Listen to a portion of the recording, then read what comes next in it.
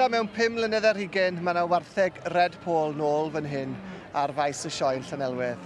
Ac wy'n cael cwmni Emily Jones o ben uwch i edrych ar y bryd, achos mi wyt ti yn un o'r pobl hynny erbyn hyn sydd yn cadw gwartheg Red Pol. Mae 'da chi na llo bach ar y ffordd?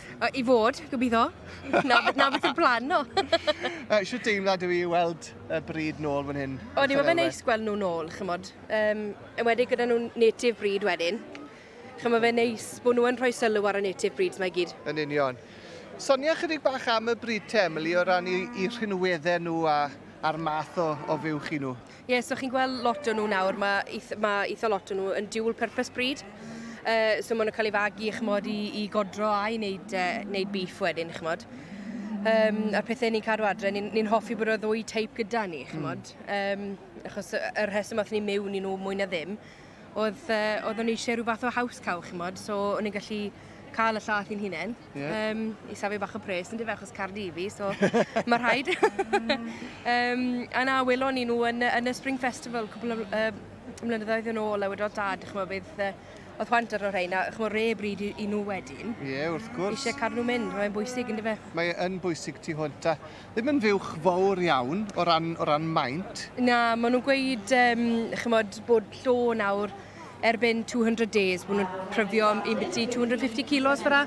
So dyn nhw ddim yr rei mwyaf sy'n mas, na dyfe, ond nhw'n cael ei geni biti 25-30 kilos. Ond dyna mawredd y bryd am ni yw bod nhw'n chep i'w cadw yn hynny o beth, yn fywch galed sy'n gallu byw ar dir uchel hefyd ac yn hyrchu llath ac i gosafon? Ie, odi, wel ni'n bles yn nhw'n 1,000 feet, chymod, above sea level, a maen nhw'n yn y gweithio'n dda iawn i ni. Ie, da iawn, achos i chi yn ffarm ac yn deulu sy'n lwco cadw brydiau amrywiol o brydiau cynhenid. Mae hwnna'n bwysig iawn i chi'n dweud boed yn ddefed neu wartheg Emily ar y ffarm yna'n Penuwch. Na, mae fe'n bwysig i ni.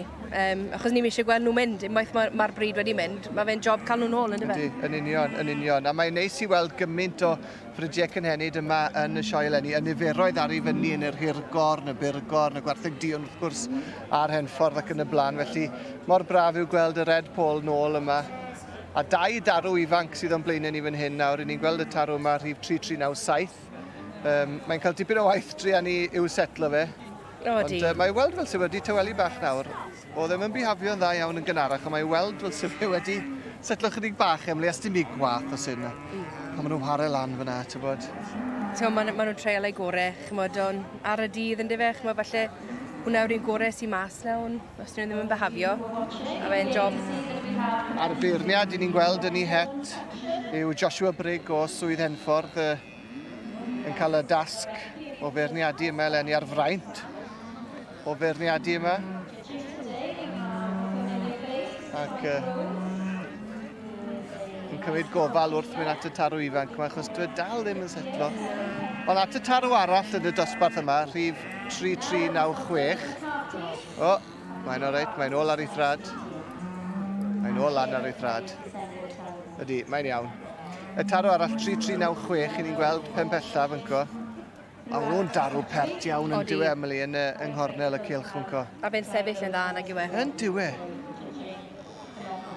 A hwnna'n darw smart iawn ar y teg. A dwi'n meddwl falle mae fe eitha hi yn y dosbarth yma, achos dwi'n tarw arall mae ddim yn setlo o gwbl, dwi ddim yn hapus. Ond mae fe'n sioe mowr. Mae yn, ac yn brofiad newydd yn dweud, fel wedyn ni tro cyntaf yr bryd fod nôl yma yn y sioe mewn 5 mlynedd ar hugain. A mwy o ddosbarthiadau ar y ffordd. Felly, Emily, am y tro. Diolch yn fawr iawn i ti. Dim problem. A mae yna benderfyniad ar y ffordd fan hyn gyda'r gwartheg Red Pol, y beirniad Joshua Brigg, wedi rhoi y garden goch i 3396, Emily, y tarw ifanc a mae'n darw David yn dweud. Odi.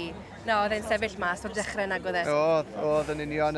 Y tarw arall, ni'n gweld fan hyn wedi setlo o'r diwedd, ond nhw'n mynd ar ail wobr, a mae weld fel sydd fe wedi tywelu tipyn bach erbyn hyn nawr o'r teg. Ond llongorchiadau mawr iawn i'r teulu yn cipio dosbarth cyntaf yn adran y Red Pol. Diolch ti, Emily. Dim problem.